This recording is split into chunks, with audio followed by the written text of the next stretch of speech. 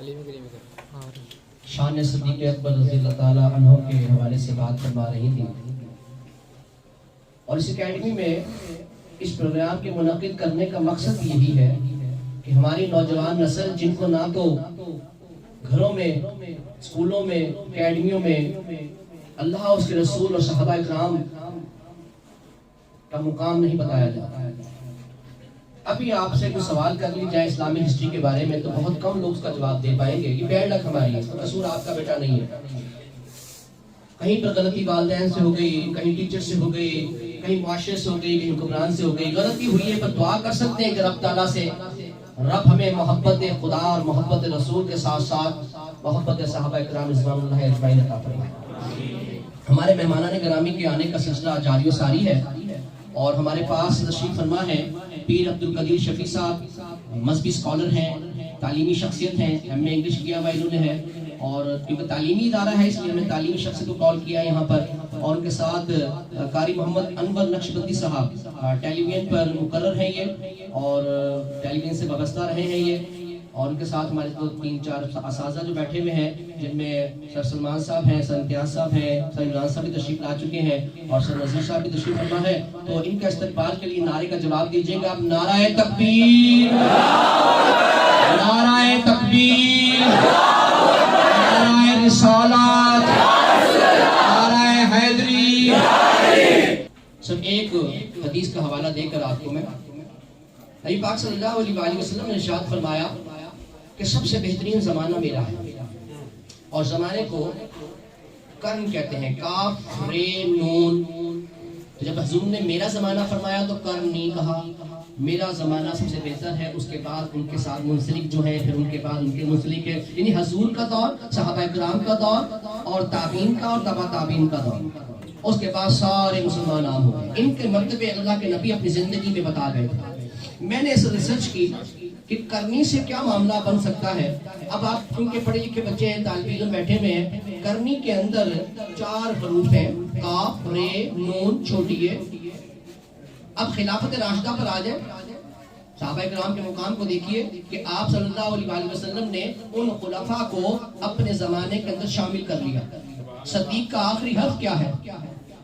کاف، اور کرنی کا پہلا حرف کیا ہے؟ کاف۔ عمر فاروق کا آخری حرف، عمر کا آخری حرف کیا ہے؟ رے۔ تو کرنی کا دوسرا حرف کیا ہے؟ رے۔ ترتیب دیکھیں آپ خلافت راشدہ کی۔ آج جو یہ شکایت ہوتی ہے نا کہ خلیفہ انہوں نے بننا تھا، انہوں نے بننا تھا، انہوں نے بننا تھا، تو ترتیب تو میرے نبی بتا گئے ہیں، آپ کے نبی بتا گئے ہیں۔ عثمان غنی رضی اللہ عنہ کا نام عثمان ہے، آخری حرف کیا ہے؟ نون۔ تو کرنی میں تیسرا حرف کیا ہے؟ نون۔ آگے آگے مولا علی، ہمارے ماں باپ، ہم سب ان پر قربان، ان کی محبت کے بغیر ایمان مکمل نہیں۔ علی کا آخری حرف کیا ہے؟ کاف رے نون، یہ کیا بنا؟ نبی کیا فرما گئے؟ سب سے بہتر کس کا زمانہ؟ کرنی، میرا زمانہ۔ تو لہٰذا آج یہ خلافت راشدہ کو بھی میں نے اپنے مفسرین اس میں اور تشریحات کرتے ہیں، میں نے اپنے دماغ سے سوچا کہ یہ بھی حضور کا دور ہی ہے، جیسے حضور کا پیارا سونا دور تھا نا، ویسے ہی دور ہے۔ تو میں بلا تمہید، کیونکہ وقت گزرتا جا رہا ہے، پیر عبدالقدیر شفیع صاحب کو گزارش کروں گا، مذہبی اسکالر ہیں، بڑے غور سے سنیے گا، آپ خوش قسمت ہیں۔ کتابیں لفظ سکھاتی ہیں، انسان بناتی ہے۔ A man known by his company، ایک انسان اپنی صحبت سے پہچانا ہوتا ہے، کسی کو سنا ہوتا ہے۔ صدیق اکبر رضی اللہ تعالیٰ عنہ کا اگر مقام بڑا ہے تو اٹیچمنٹ اس کے ساتھ، holy prophet peace be upon him صلی اللہ علیہ وسلم کے ساتھ۔ تو اسی طرح سے اگر کوئی مذہبی اسکالر آ کر مذہب کی بات کرتا ہے، اللہ کرے یہ مستقل بنیادوں ہمارے پاس آئیں، یہاں بات کریں، آپ کی تربیت کریں، مربی بن جائیں، ہم سے گزارش کریں گے۔ تو آج آپ سے خطاب فرمائیں گے، نعرہ لگائیے گا ان کے لیے، سر تشریف لائیں گے اسٹیج پر آپ۔ نعرہ تکبیر، نعرہ رسالت، نعرہ حیدری۔ صاحب پیر عبدالقدیر شفیع صاحب۔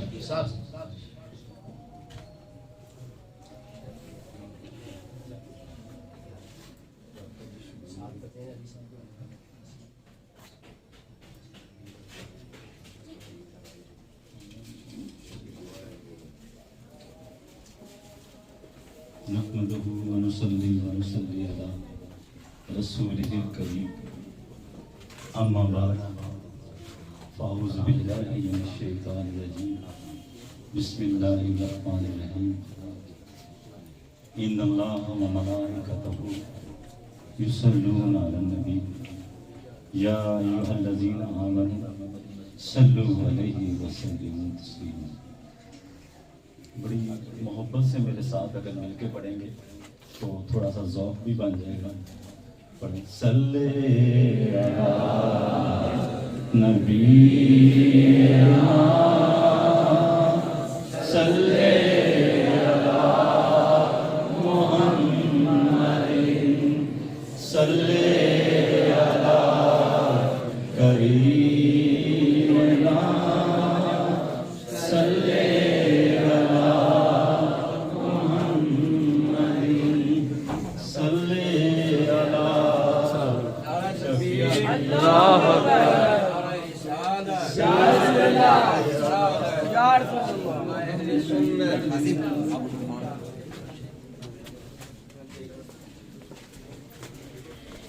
آپ تمام دوستوں کی خدمت میں اساتذہ کرام کی خدمت میں پہلے تو اپنا آجانہ سلام پیش کرتا ہوں. حضرت عمر فاروق رضی اللہ تعالیٰ عنہ سے پوچھا کہ آپ کیا بننا چاہتے ہیں؟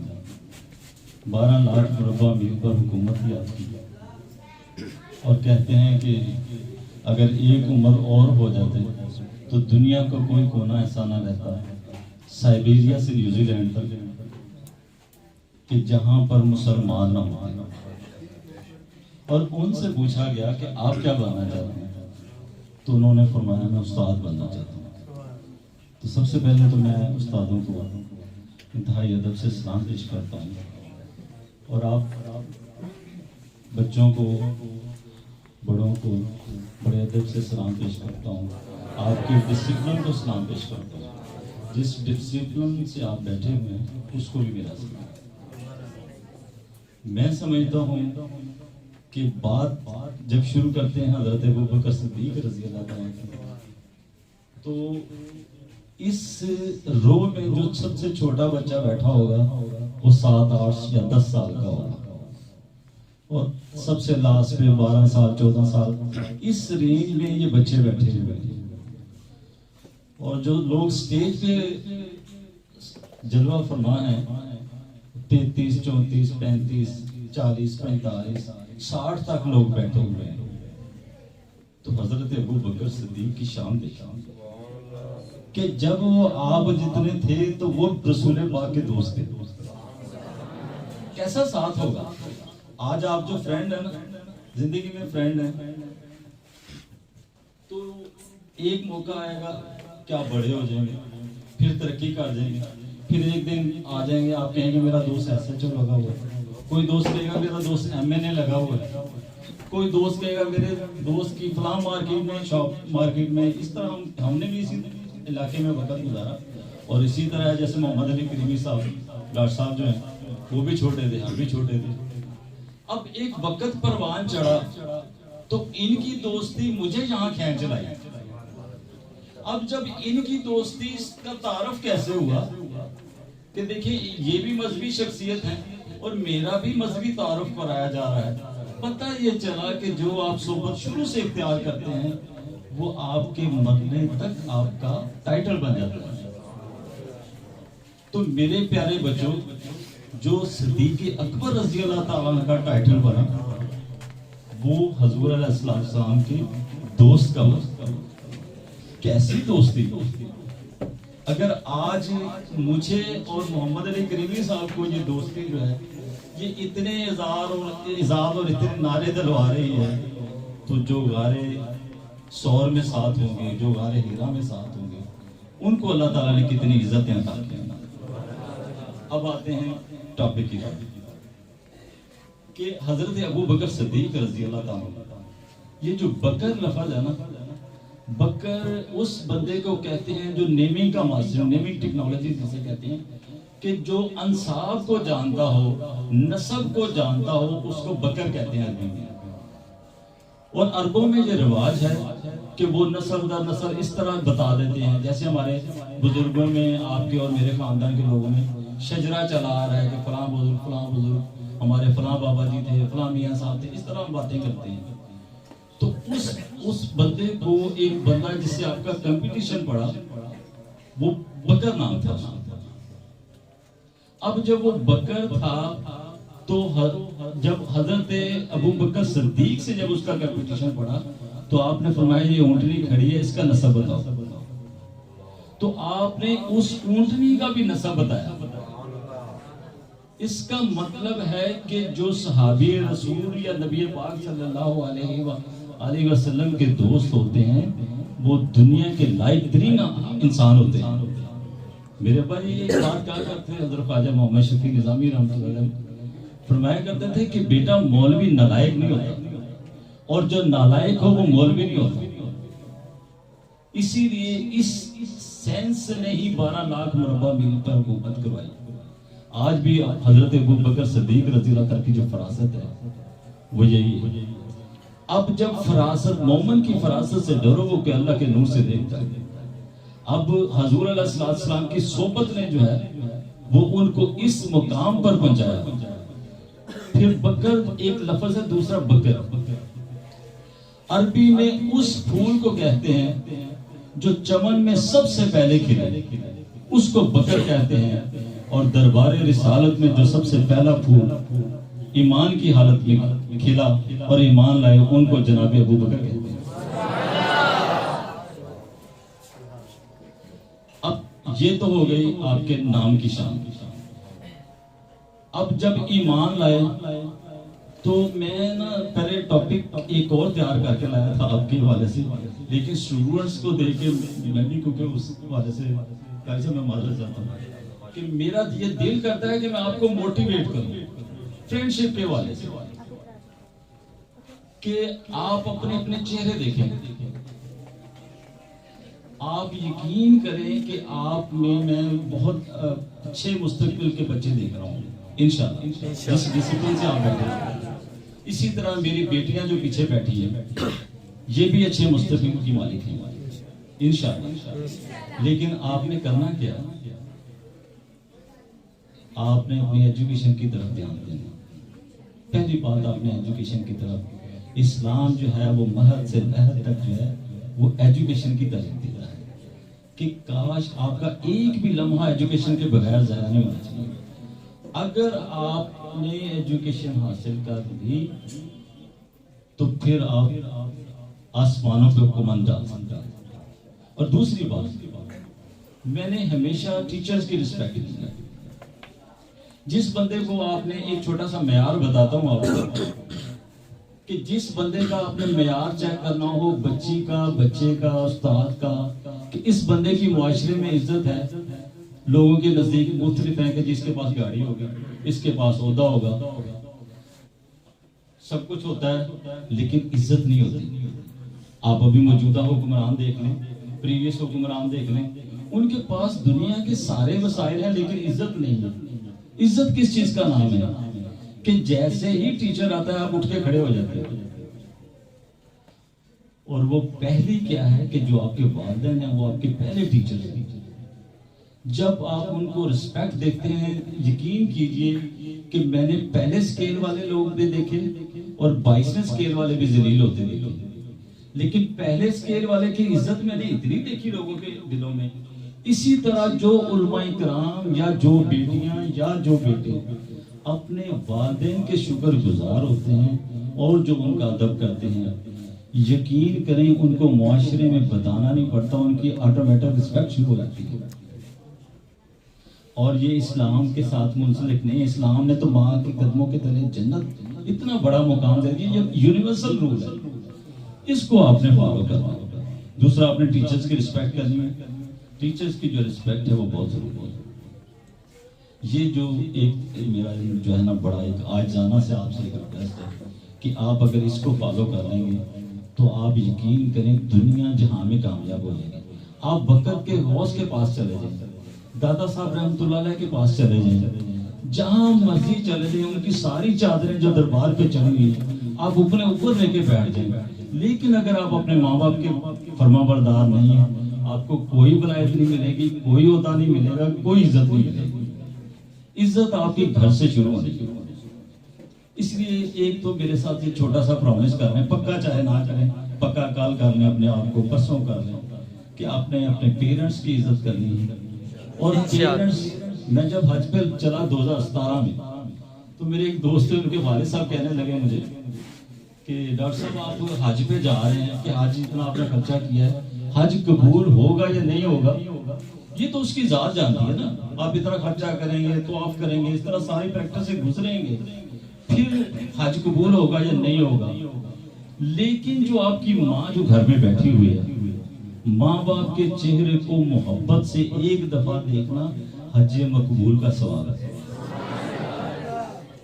تو دیکھیں گے نا آج اپنے ماں باپ کے چہرے پر انشاءاللہ. بس یہ میرا ایک لیسن ہے اس حوالے سے. جناب ابو بکر صدیق رضی اللہ تعالیٰ عنہ بھی حضور علیہ السلام کو جب دیکھا تو اتنے فریفتہ ہوئے کہ زندگی کا کوئی بھی لمحہ ایسا نہیں تھا جو آپ کی صحبت کے بغیر نہیں گزرا.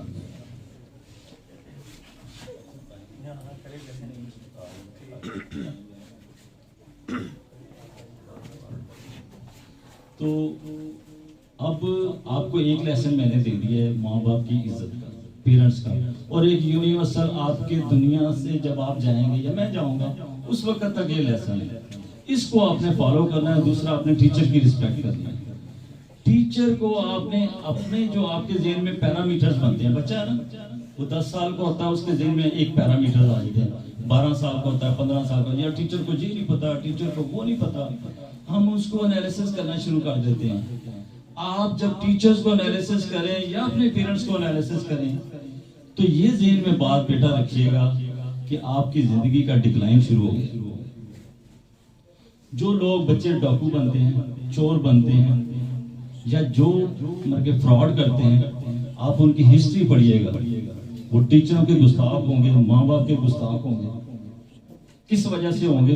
تو وہ ٹیچر کو کہہ دیں گے، ہم ابھی اپنے گھروں میں بچے کہتے ہیں بابا آپ کو کیا پتا، آپ کو کیا پتا کہ ماڈرن لائف کیا ہے، آپ کو پتا کہ کیا کیا ہے. جو بندہ، پہلا بندہ جو آپ جن کی وجہ سے اس دنیا میں آئے اور جب آپ چلنے پھرنے کے قابل نہیں تھے، انہوں نے آپ کو گود میں اٹھایا، پیار کیا.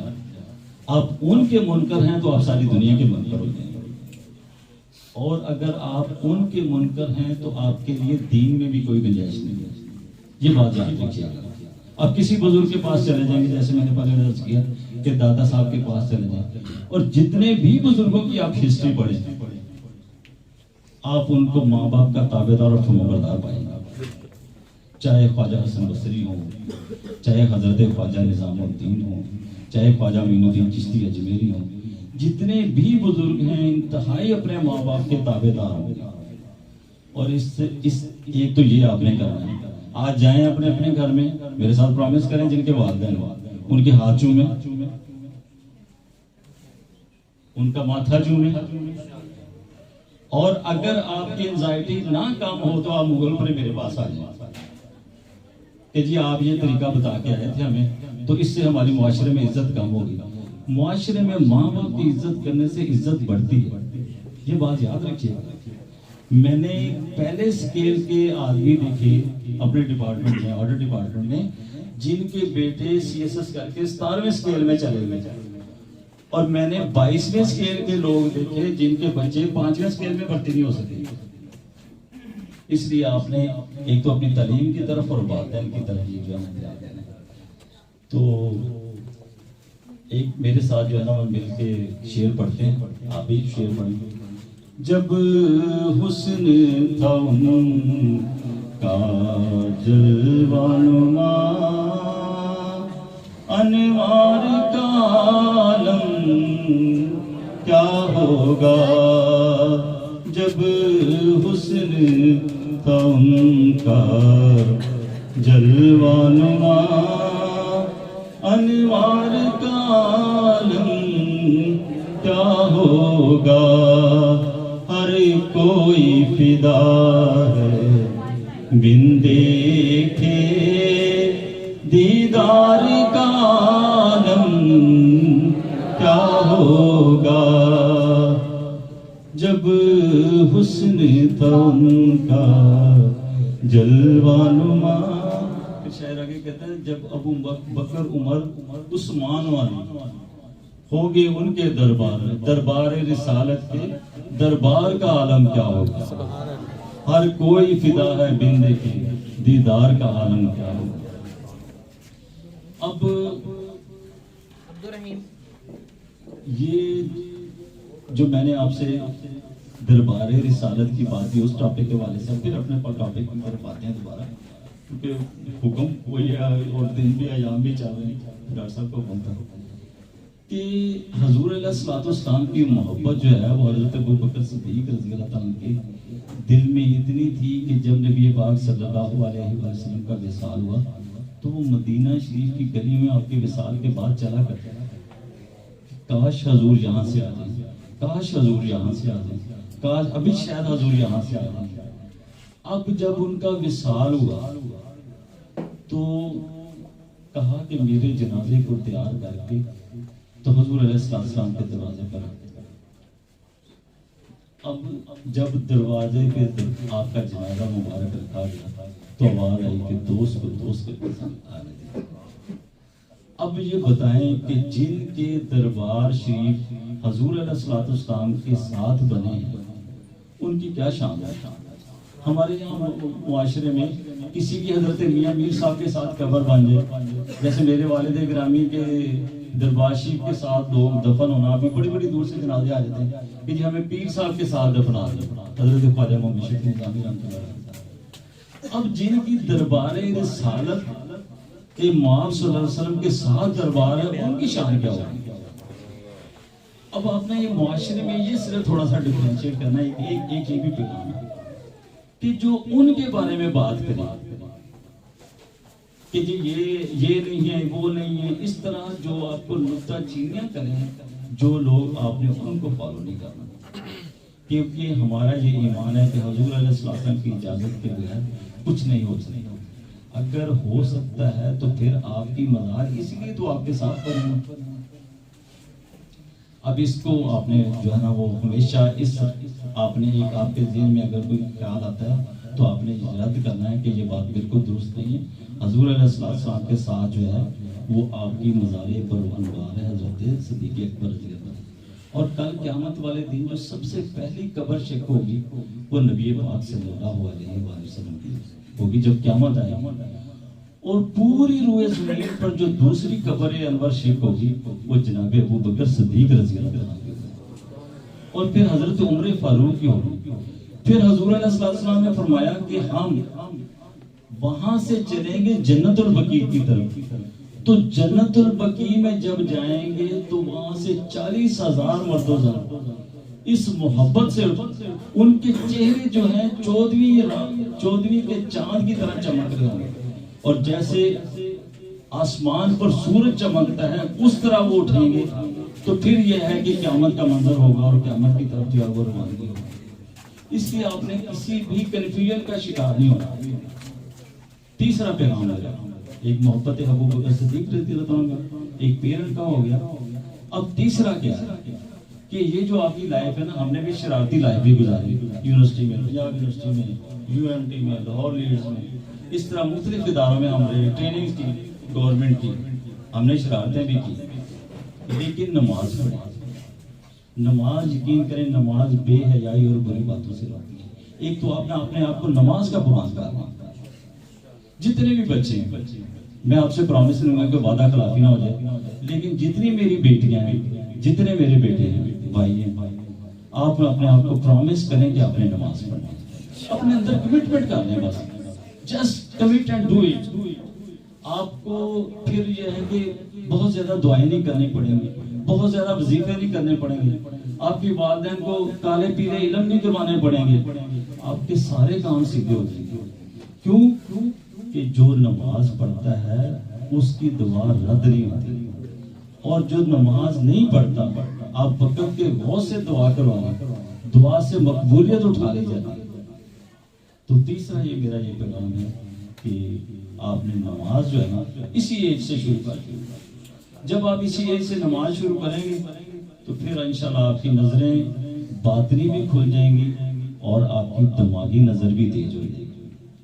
تو اللہ تعالیٰ مجھے اور آپ سب کو عمل کی توفیق عطا فرمائے.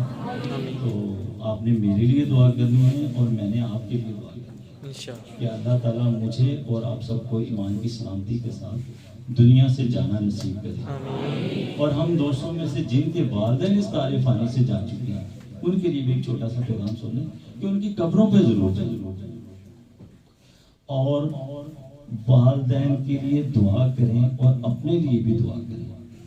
یقین کریں آپ کے گھر کا ماحول بھی اچھا ہو جائے گا, آپ کا مستقبل بھی اچھا ہو جائے گا. اللہ تعالیٰ مجھے اور آپ سب کو عمل کی توفیق عطا فرمائے.